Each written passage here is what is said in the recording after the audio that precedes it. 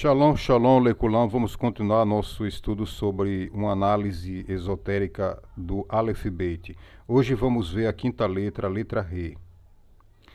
A quinta letra do Aleph Bet é o Re. O Maharal, aqui ó, a sabedoria do alfabeto hebraico é a fonte, ok? Do Maharal, a sabedoria do alfabeto hebraico, página 86. O Maharal nos ensina que o desenho do Re é composto de um Dalet e um Yud. O Dalet é composto de uma linha horizontal, significando largura, e uma outra vertical, significando altura. Juntas representam o mundo físico, o materialismo. O Yud, a perna esquerda separada, representa o Criador e, portanto, a espiritualidade. O Maharal ensina que, assim como o Dalet e o Yud se juntam para formar o Rei, assim também a pessoa tem a obrigação de imbuir e santificar o mundo físico com espiritualidade e divindade. Está explicando aqui, ó, esse traço aqui, a vertical, representa a altura, a horizontal, na parte superior, representa a largura, e esse traço pequeno, que é o Yud, representa o Criador. Então, esse traço de cima, a horizontal, representando a largura, e esse na vertical, representando a altura, ambos desenham a letra Dalet, a quarta letra do alfabeto. Mas vem o Yud para distinguir e chamar essa letra agora de Re, porque o Yud vem para dar sentido a essa letra e dizer que ela não é mais uma Dalet, mas sim uma outra letra, a letra Re. Mas é composta de duas letras, pelo menos. Já que essa como foi explicado, a Dalet no final, aqui essa partezinha, essa saliência é uma outra iode, mas esse aí já é um outro assunto. Vamos nos deter nessa aula tão somente. Então, a composição da altura mais da altura, essa parte vertical mais a parte superior, que é a largura, designa o mundo físico. E essa parte aqui é a espiritualidade. Ok? Então, isso nos traz a ideia de que o homem tem essa obrigação de trazer a espiritualidade, difundir espiritualidade e divindade, santificando e elevando a coisa física, o mundo físico. Na filosofia racídica, o Rei representa pensamento, fala e ação. Assim, como a forma do Rei é composta de 3 linhas, também o pensamento, fala e ação depreendem as 3 vestimentas da alma, as 3 vestes através das quais nos expressamos. O que está falando é isso aqui. O Re, esse traço, representa a fala que é em hebraico chamado Amirá. A parte aqui horizontal, na parte superior, Mahashavá, ou Mahshavá, quer dizer o pensamento. E o tracinho aqui pequeno, que é a ação, que é em hebraico chamado Asiá. Então, são essas 3 vestes ou vestimentas da alma. A linha horizontal superior é o pensamento. Pelo próprio desenho, representa o conceito de igualdade, para sentir realmente toda a pessoa como um igual. Como um igual, deve-se restaurar o próprio processo de pensamento. Talvez pareça na superfície que algumas pessoas são melhores e algumas piores que as outras. Porém, nossa responsabilidade é nos concentrar, em vez disso, na alma. a centelha divina dentro de cada pessoa, como nossas almas emanam da mesma fonte, somos todos iguais em nossa essência. Quando mergulhamos por debaixo da personalidade e exterioridade de uma pessoa e vamos direto ao seu âmago, sentimos que somos todos um e fazemos todos parte de uma realidade única. A linha vertical direita do Re representa hierarquia, que é a fala, ou amirá do hebraico.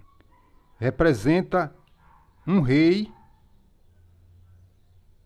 decreta com suas palavras. Ele está habilitado a sentar-se em seu palácio e emitir um decreto, que então se torna lei. As palavras não, ou as pessoas não precisam vê-lo. Ele não tem de apertar a mão delas. Tudo o que precisa fazer é falar. Este é o seu poder, o poder da fala. A linha vertical do Re desce de um estado mais elevado, o governante, até um mais baixo, os súditos. Então está falando do traço, desce do lugar mais elevado até o mais baixo, que é o súdito. Então a parte superior do traço vertical é o rei, que está no lugar elevado, que desce até a sua base, que é o súdito. É isso que está sendo explicado aqui. Finalmente, a perna mais curta, separada ao lado esquerdo do rei, representa a ação. Essa perna à esquerda representa a ação, ou o nível da asiá, que é no hebraico asiá. Portanto, a lacuna serve como lembrete do esforço exigido para unificar todas as três vestimentas. Tem que ter esforço para unificar as três vestimentas e fazer daqui um lugar melhor para o Criador viver, que haja shalom entre as pessoas, paz entre os povos. Isso é uma coisa não fácil, né? Não é fácil, mas é o desafio que Hashem entregou ao homem, em particular e em coletivo. Sem a linha de ação, somos deixados com as duas linhas do Dalit. Pobreza. Pobreza. Então, é esse o conceito da pobreza. Quando se tira o traço à esquerda, que é o Criador, fica-se com duas, a vertical e a horizontal, que é a Dalit, e o conceito dela é pobreza. O Talmud informa que o rei também representa techuvá, arrependimento. Para avaliar como o formato da letra Re incorpora o conceito de techuvá, techuvá do hebraico quer dizer retorno, quando a pessoa cai em pecado, reconhece, é porque ela é humilde. Se ela não reconhece, é arrogante. Não, o arrogante não é um recipiente adequado para o Criador. Então, techuvá, o conceito da techuvá, como o conceito da techuvá, né, compare o rei com o rete. São parecidos, rei e rete. A oitava letra do Aleph Beit. Nós estamos estudando aqui a quinta, mas vamos comparar com a oitava porque elas são parecidas. Só há um detalhe que as diferencia. Nós veremos daqui a pouco. Ambas, as formas são muito semelhantes. Cada qual é formada por 3 linhas.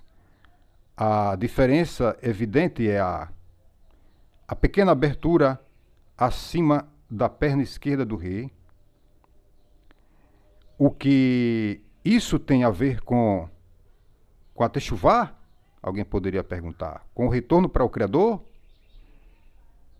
O Criador declara a Caim, depois dele ter matado seu irmão Abel, o pecado rataz jaz à porta. Nós vimos que a letra Dalet, essa aqui, sem o Criador, é chamada de porta. O pecado jaz à porta. Então, como assim? Você pode perguntar. A abertura ou porta, na base tanto do Re quanto do Het, representa o pecado. Está falando da abertura da base aqui, essa abertura. Só que a Re, ela tem duas. Essa abertura aqui, você entra, peca, mas a Re é aberta para quê? Para você fazer techuvá, retornar para o Criador. Só que essa letra aqui, que é a oitava em questão, ela não é aberta quando a pessoa entra no pecado. O nome Het já quer dizer pecado, de rataz. Não tem como você retornar, você fica ali no robotismo, num ciclo vicioso. Entendeu? Aí Yetzirah faz da pessoa um carro. Então, por isso que o Eterno pediu até para que fosse o Benoa também, fosse circuncisado, porque um fio de cabelo, o nosso sábio diz que passa aqui, quando a pessoa circuncisa, passa um fio de cabelo aqui e rompe, e ela se transforma numa Re. Um fio de cabelo, é como se um fio de cabelo passasse e liberasse passagem, e aí a mente da pessoa se abre para entender as coisas profundas da Torá a respeito do seu Criador e da unicidade do seu Criador. Então, por isso que o Eterno falou para Abraão circuncisar o seu filho ao 8º dia. Por isso essa letra chamada Het tem uma gematria, um valor numérico associado 8. Ok? E com a abertura dessa passagem na letra Het, a pessoa vai ter, vai conseguir, como foi falado, né, uma intimidade maior com o seu Criador. Então, entendido isso, né, a abertura ou porta na base do Re, quanto do Het, representa o pecado. A abertura de baixo. Só que essa aqui, a diferença aqui é que você pode retornar para o Criador, ela tem uma outra passagem. E a Het não. Ela só tem a parte da base aberta aqui, representa o pecado. Essa parte da base também representa, mas essa aqui quer dizer a techuvá, o retorno para o seu Criador.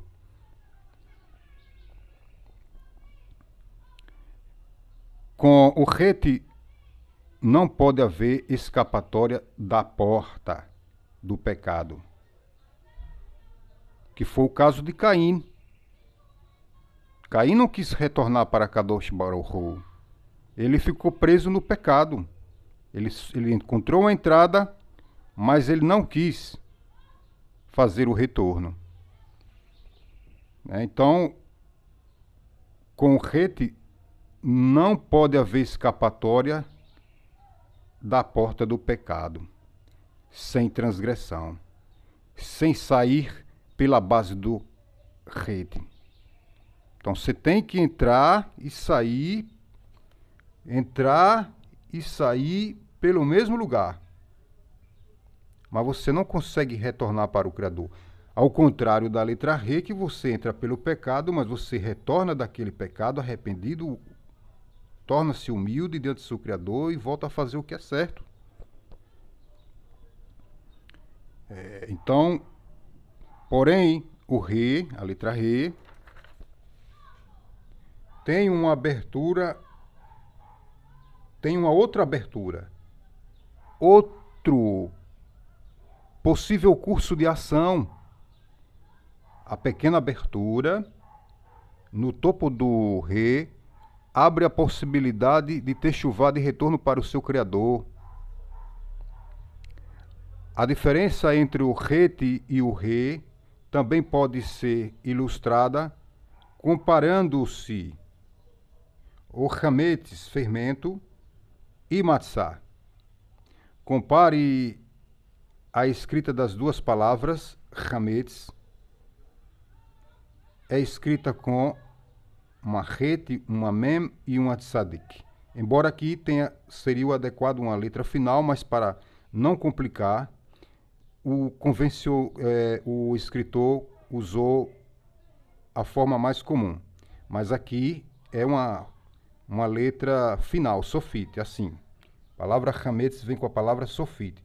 Mas a título de mostrar uma certa igualdade, usou-se, né, na palavra chametz uma tzadik, que é usada geralmente no início e no meio de palavras, para haver semelhança, certo? Mas na hora de escrever tem que ser essa aqui, para ficar correto tem que ser essa aqui, a forma sofita, a forma final. Então, het, mem, tzadik, e matzah é escrita com as mesmas letras, exceto que matzah, que é o pão da pobreza, que é um pão, né, asmo, matzah quer dizer um pão asmo, a re ela aberta em cima. E o chametz não, o chametz ele vem com a het, quer dizer o pecado. Quando a matzah ela passa de 18 minutos, tem um tempo de assar, quando passa de 18 minutos, ela se transforma de matzah para chametz. Então, veja que quando não tem abertura, é chamado chametz, pecado. Um pão fermentado.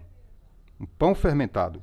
Quando ela tem a abertura, ela é considerada um pão ázimo, como está aqui. Está maior aqui, a abertura é uma matzah, um pão ázimo, um pão da humildade, o pão da pobreza.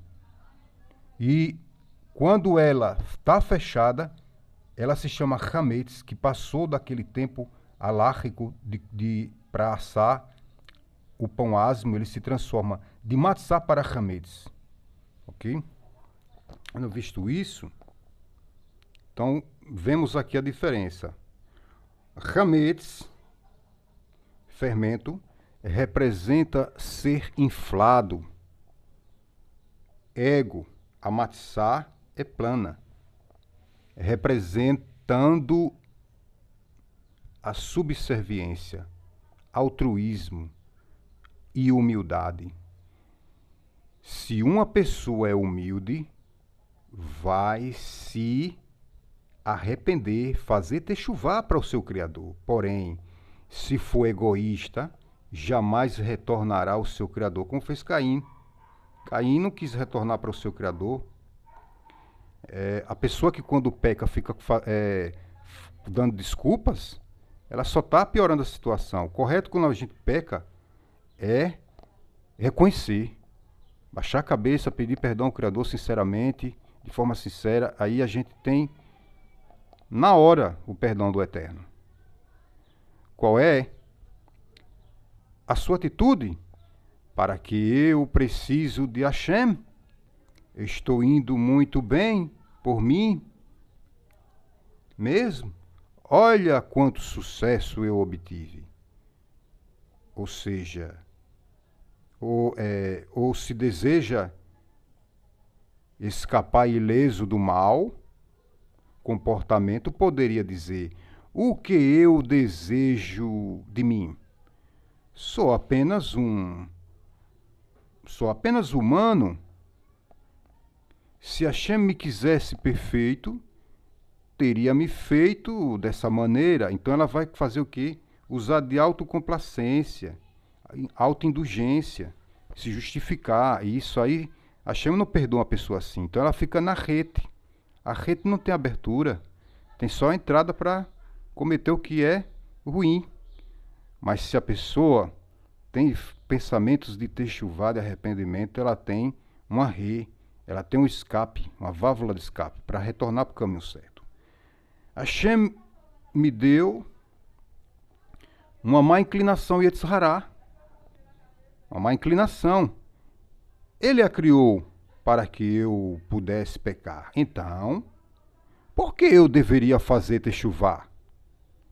O egoísmo não tem motivo para se arrepender. Está preso, em seus caminhos e não pode admitir as próprias falhas. O egoísmo está inflado com rede de hametz, de pão fermentado, do fermento. O fermento infla. Ele infla. O rei, por outro lado, é como matiçar um pão asmo, um pão humilde, não infla. Ele reconhece, plano e altruísta. Seu próprio desenho contém uma abertura, um espaço para o indivíduo passar através dele, se for humilde. O rei é a adoção da humildade pelo ser humano, o portal para o arrependimento. A humildade é o portal para o arrependimento. Num sentido mais amplo, precisamos entender que techuvá, retorno, não apenas envolve arrependimento por cometer um pecado, mas significa retorno ao ser essencial da pessoa. Assim, techuvá é relevante para todo indivíduo, até para a rara pessoa que nunca pecou. O Zohar nos diz que, quando o Mashiach for revelado, ele fará até mesmo que os justos se arrependam. Toda pessoa, aí sim, o conceito de arrependimento que é o conceito de riqueza espiritual. É no arrependimento que a pessoa se torna rico espiritualmente. Pessoa que faz techuvá todo dia, toda hora. Até pelo que ela não se lembra. Até pelo que ela não fez. Isso é o conceito de riqueza espiritual. Toda pessoa entenderá que não importa qual o seu nível, ele sempre pode melhorar. Ele pode constantemente se aperfeiçoar cada vez mais. Então, cada vez mais. Então, pode conseguir isso aperfeiçoando seu pensamento, fala e ação. À medida que o homem se aproxima, o Criador ajuda, começa a cair uma chuva de bênçãos e as plantações começam a crescer.